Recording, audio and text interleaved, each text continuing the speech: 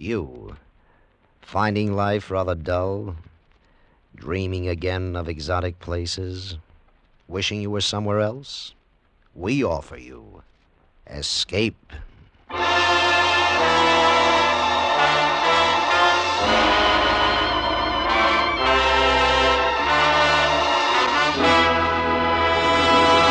Escape with us now to the windswept peak of Mount Everest and the story of a man who sacrificed everything to climb it, as Leonard Lee tells it in his gripping story, Conquest.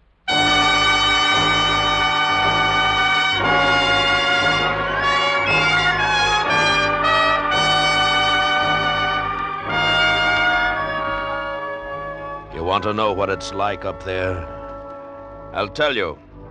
It's a constant torrent of wind and snow. It's jagged rocks, iced as slick as a knife blade. No man has ever set foot on the place. It's as bleak and barren and lonely as the moon. But it's Everest. Mount Everest. And when you stand on its peak and know that every inch of the world is below you, there in the palm of your hand lies the final conquest.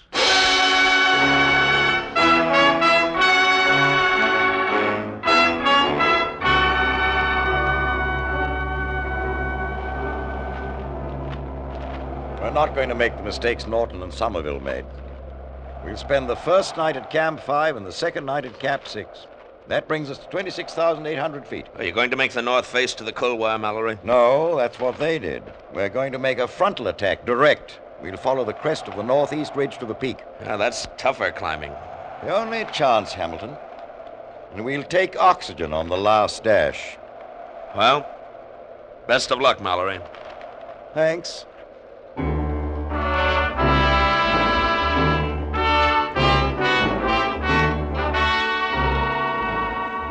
We watched them as they left Camp 4, 23,000 feet on the face of Everest.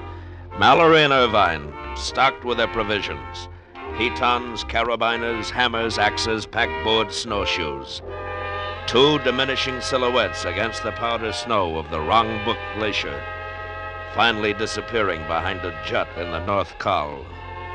We watched them and prayed for them, and we hated them, because we weren't part of that final run to the top.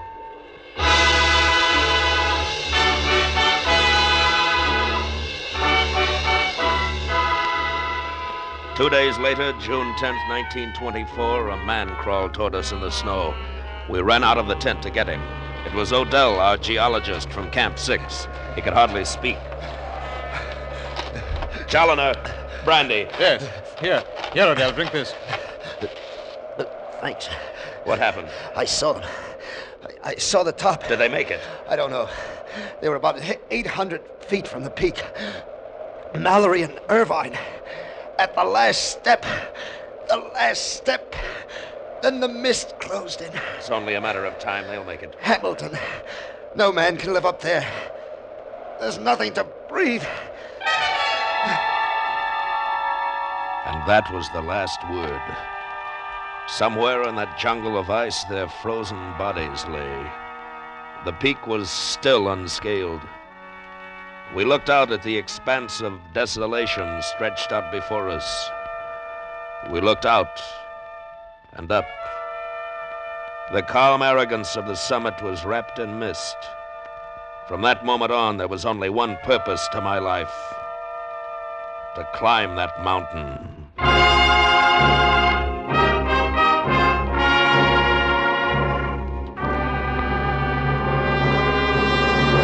I'm sorry, Hamilton, no more money. Look, Ben, I can make it. I know I can. I've been up there. I know every crevasse. I know every rock up to Camp 6. Well, what's the point? So you reached the peak, so what? The bear went over the mountain. What did he see but the other side? All right. I don't expect you to understand why people climb mountains. It's a kind of insanity. Let's let it go at that. But from your viewpoint, look at the publicity. Grisham sports equipment used on the first ascent of Mount Everest, the highest mountain in the world. It'll be worth $1 million to you. You have a point there. The initial expense, including everything, will be about $25,000. $25,000? It's out of the question. The best I could do would be $15,000. I knew you'd say that. What? 15,000 is plenty.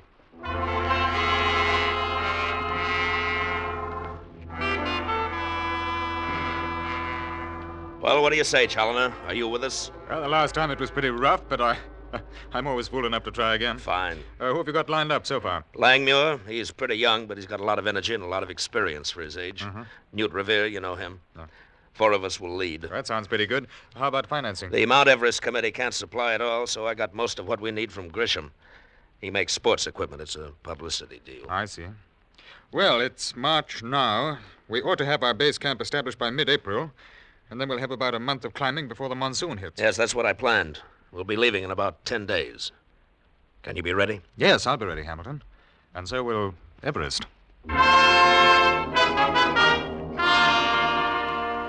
We arrived in Darjeeling on April 2nd. We hired Sherpa porters and Tibetan guides, bought more tents and scientific equipment, and headed toward Everest, 100 miles away.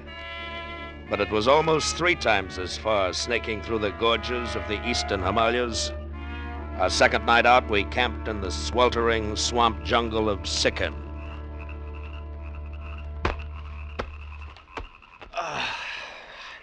I can't sleep. Try a wet towel on your head. I've tried everything. Hamilton, Yes? can you sleep? No. If you ask me, we should have taken the south slope. Gets more sun, less ice. Do you hear me, Hamilton? Yes, I heard you. Well, why didn't we try the south slope? Because the north slope is explored and possible. Besides, Nepal won't grant permission. Let's try to sleep, Can't sleep. Too hot. Can you sleep, Revere? I could try if it weren't for all this talk. Hold it. There's somebody outside. Yes, who is it? The head porter. Oh, you better tell him to come in, Hamilton. Come in. Yes, Tishbear, what is it? Not go. Not go to Chomolungma. What? Signs very bad for mountain. Death. Death, I see. What signs? Bend of the trees and the stars. No good. Not go to mountain. All right, Tishbear, how much? I do not understand. The bend of the trees is worth how much? Oh, signs are bad. $500. Get back to your tent. $400. $400, a blessing from Holy Lama of wrong book. All right. But that's the last holdup, you understand? I'm sure signs will be better. Now get back to your tent. Oh, gladness. Gladness. There's a Gurkha for you. The Sherpas won't come around for more money in the middle of the night. Well, good night, gentlemen. It's too blasted hot. Enjoy the heat, Langmuir. In another 48 hours, you'll wish you had every steaming bit of it.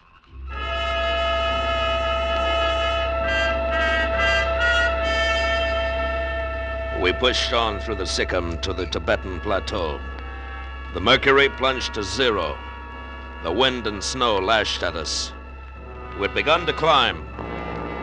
We stopped at the monastery on the Rongbuk for the Lama's blessing to satisfy the porters. Moved on up the glacier. 12 below now. And then, in the momentary clearing of clouds, I saw it once again. Everest, and the white plume flowing from its peak. We were at 16,000 feet. It was at this point we established our base camp.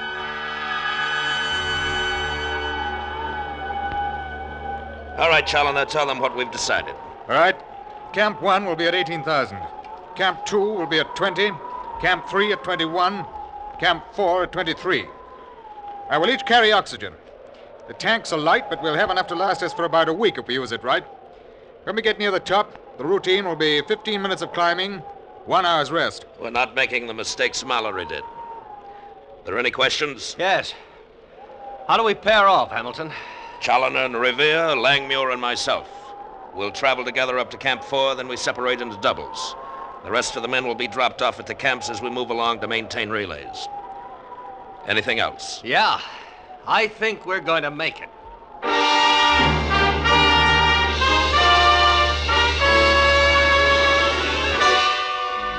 We climbed over the icy slopes, establishing camps as we went.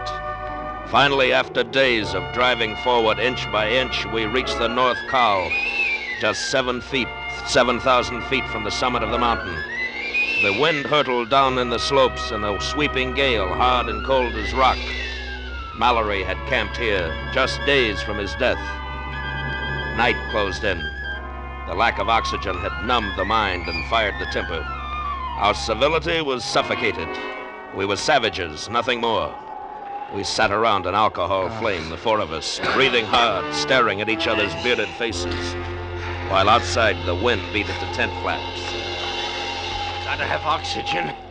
You've had plenty. Can't breathe. You can breathe. Just take it easy. Any more oxygen, your body will stop regulating to the altitude. Then you won't be able to do without the stuff. My heart's going like a trip hammer. It'll get worse. I gotta have some, I tell you. Sit down. Stay away from that tank. I can't breathe. Hamilton, I can't breathe. I said stay away. All right, come on, now get up. Oxygen. Please. Sit up and behave yourself. I'm the leader of this expedition, and you'll do as you're told. Here, Langmuir. Give me a hand. No. Let him lie there, Challoner. You'll be all right in the morning.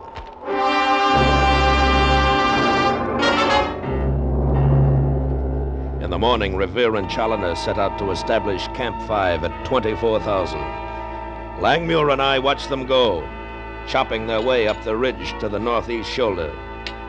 When we lay down, waiting, trying to conserve our strength, Langmuir stared upward, his lips moving in prayer, deep sunk eyes, chest heaving. The next day, we set out, following Challoner's marks.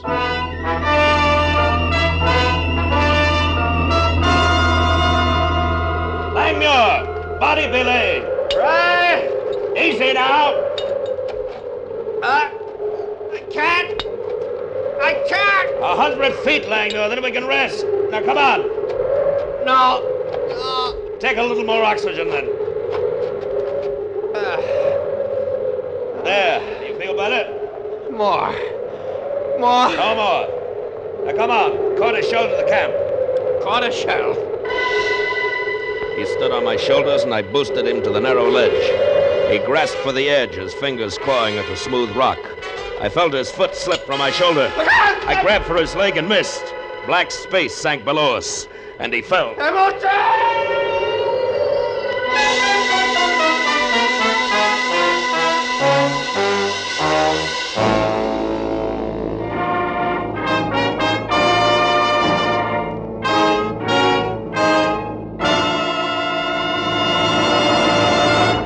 Escape, under the direction of Norman MacDonald, returns in just a moment. CBS wishes to call your attention to the debut of 3 programs today. Bill Goodwin's entertaining $1 a Minute, a new 15-minute news program featuring Eric Severide, chief of CBS Washington Bureau, and Charlie Wilde, private detective, which is moved to CBS from another network. And now, back to Escape.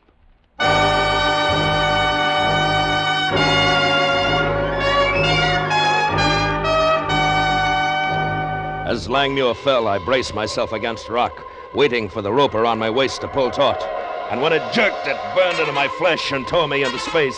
I scrambled under the double weight, lunging desperately for a hold. I threw my arm around a snub of rock just at the edge and started to pull up. Slowly, I reached the ledge, gasping for air. I looked down. Langmuir was swinging at rope's end in a small arc above the yawning emptiness, just 100 feet below me. The wind tore at my face. My arms were aching. I felt them slipping from the rock, and then I saw Langmuir grab a handhold and start to climb. And the rope loosened, and I relaxed. He was all right. I sniffed at my oxygen, but it made me drunk. 3 hours, I told myself. 3 hours to Challoner.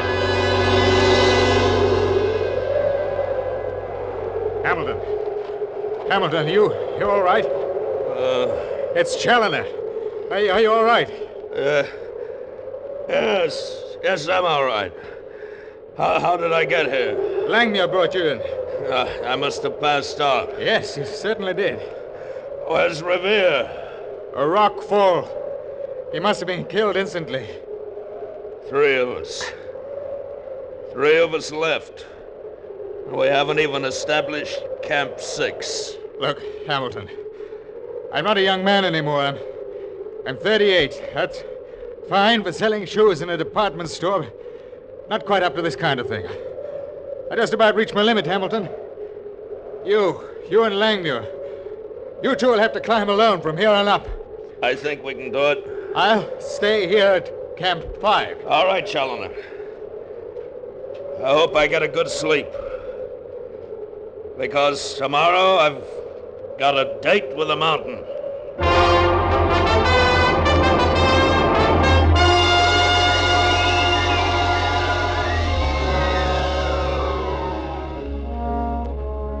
It's quiet outside. It's a wonderful day. It's the best we've had yet. What do you think of cutting the north face across the couloir, making the final ascent directly up the western part of the north side? No, we'll take Norton's route as we planned. What about Camp 6? Well, if we can establish it at 27,000, the final dash will be short. That'll double our chances. Well, Langmuir, what do you say? You want to go on? Look. Look up there. What? The mist is beginning to clear. There it is, Hamilton. The summit. The top of the world.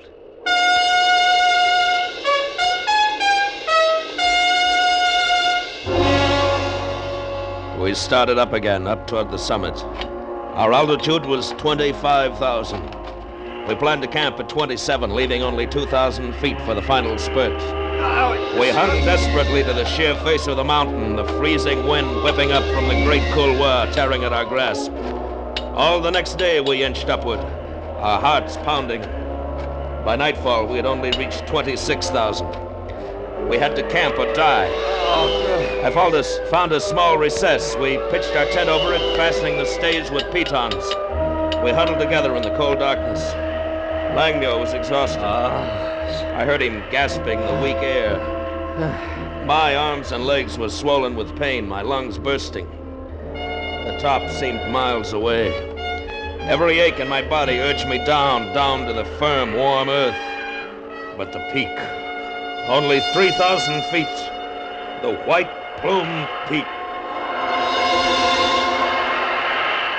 26,000. Only 26,000. We'll never make it, Hamilton. You can see it in the daylight, the peak, Langmuir. We'll go like Mallory went up there. Suffocation. We'll make it. Suffocation. No air. Nothing to breathe. Stop it, Langmuir. We've got to go. Go back. We're not going back. We're going for the top. We've got to go back. 3,000 feet, that's all. 3,000 feet and we're there. Mallory. He couldn't breathe. He's here somewhere. Dead. Frozen dead. We'll make it. Tomorrow morning we're going back. Langmuir, we've climbed tougher ones than this in the Rockies. The slopes aren't hard. From here on, it's simple. We'll make it, Langmuir. We've got to go back. We're not going back. You understand? We're going to make it. Hamilton! Listen! Listen to me. If you try to turn back, I'll kill you.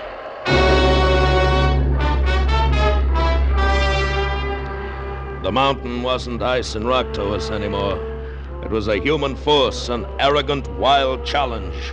Defiant, fighting conquest with choking cold and the constant earth pull downward. Death didn't matter. My life a Langmuir. That was the top, and we were going to reach it. In the morning, we started up again. We moved like automatons, not daring to think or feel. Moved up by instinct. And then it happened. Langmuir slipped again, and I plunged my pickaxe into a crack and waited for a sharp tug on the waist rope. It came. I pressed myself against the rock, waiting for the slack that told me that he'd regained his foothold. And suddenly, above the high wind, I heard a massive rumble. I felt the earth shaking itself to pieces. Avalanche!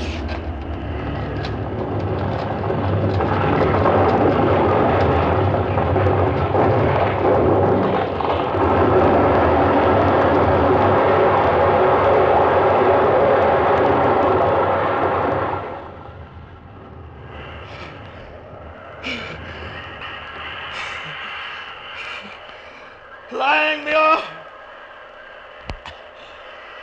Flying mule! Crazy! It's crazy! We'll be killed!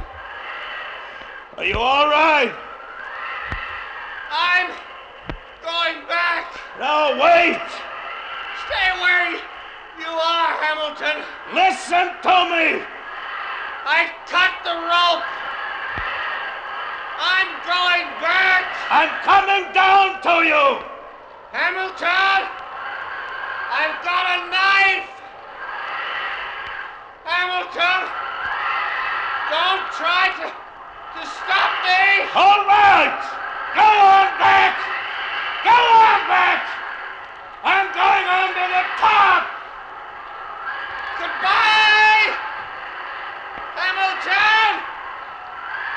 Goodbye!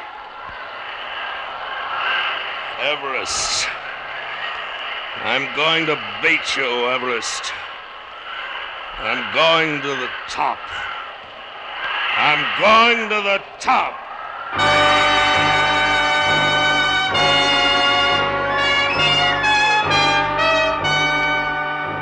There was no time. There was no space. There was only the mountain and me. I climbed. I kept climbing. The sky darkened. The wind rose. The air was like a blade in my throat, but I kept going. And when it was too dark to climb, I dug myself into a hollow place. And I lay there, thinking of home, of the sanity of the open fire, of the comfort I'd left behind. Night on Everest. Night on Everest and the terrible wind.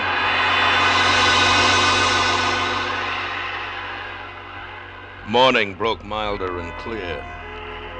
I left the hollow and looked upward through the glare of the sun. The slopes were more gentle, the holds easier. It was as if Everest had suddenly relaxed its guard, for there, just above me, lay the few yards of level terrain which formed my goal. I started again, moving upward, senseless to pain. Hours later, the ground leveled and I stopped crawling. I lifted my head, and around me in every direction, clouds and peaks. Below me, the black outline of the earth. I'd made it. I was the first man ever to reach the peak of Mount Everest.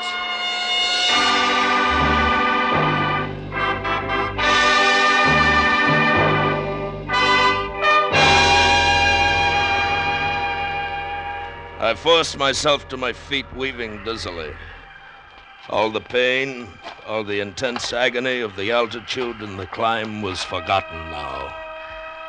I looked down at the magnificent peaks of the surrounding Himalayas. I couldn't believe that I'd done the impossible. There was a small camera in my knapsack. I took pictures of every horizon.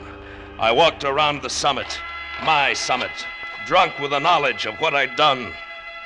And then, suddenly I stopped. For there, wedged into a crack of rock, something bright and gold shone up at me. I bent down and pulled it out. It was a cigarette case. It bore the initials GLM. George Lee Mallory.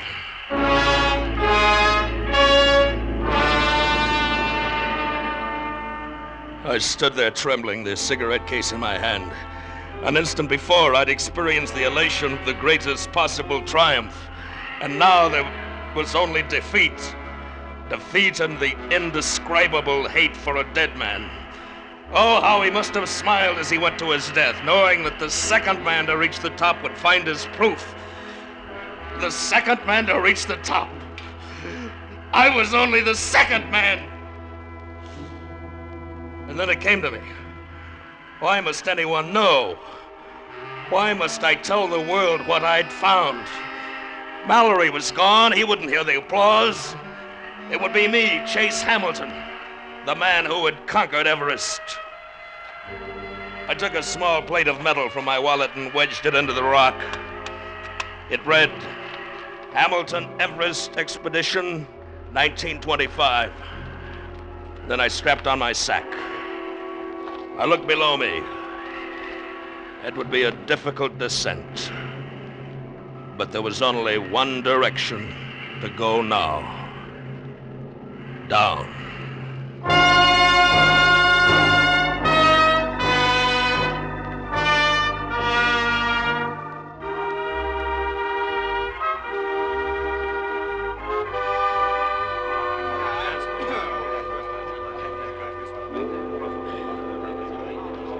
They found you at about 1,000 feet from the peak. Is that right, Mr. Hamilton? Yes, that's right.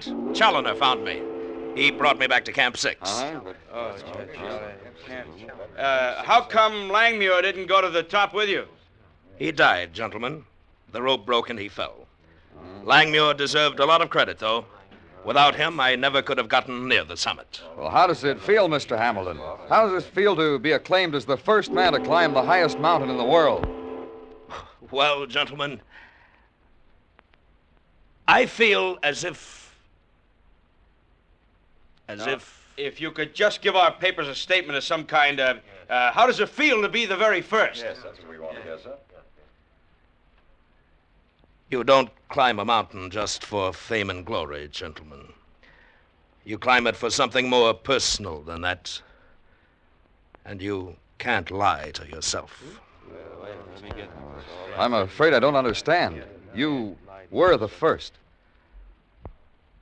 No, gentlemen. Not quite the first. George Lee Mallory reached the top last year. I found his cigarette case wedged in a rock on the summit. This cigarette case. Smoke, gentlemen.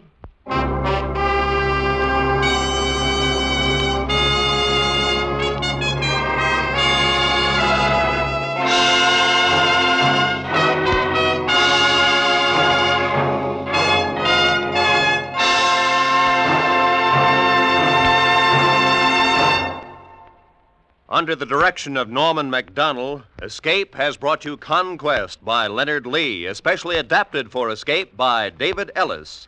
Bill Conrad was starred as Hamilton. Featured in the cast were Larry Dobkin, Ramsey Hill, Lou Krugman, Jack Crucian, Larry Thor, and Ben Wright. The special music for Escape was composed and conducted by Del Castillo.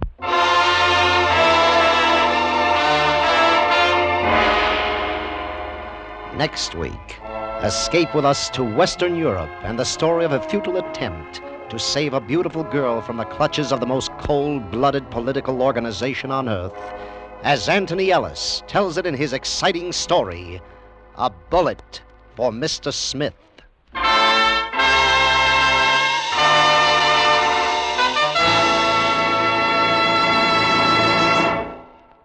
Next Tuesday evening, CBS has a big treat in store for all of you.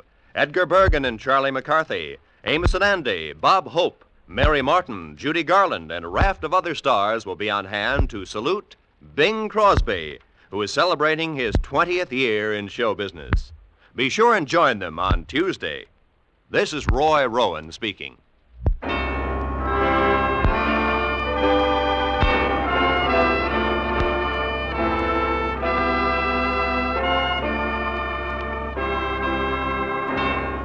This is CBS, the Columbia Broadcasting System.